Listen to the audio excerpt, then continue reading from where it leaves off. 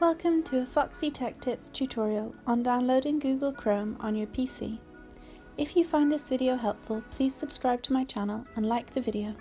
Start by opening up a web browser on your computer. I'm using Microsoft Edge in this tutorial. In the URL bar up top, type in google.com/Chrome and hit enter. This will bring you to the downloading page for Chrome. Tap on the Download Chrome button. Read the terms and conditions and then click the Accept and Install button.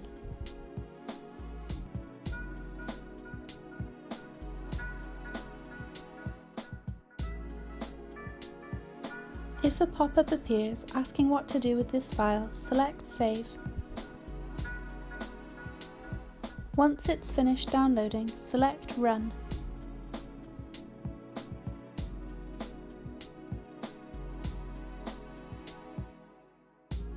The Google Chrome installer will now start. Once it's finished installing, it will launch automatically.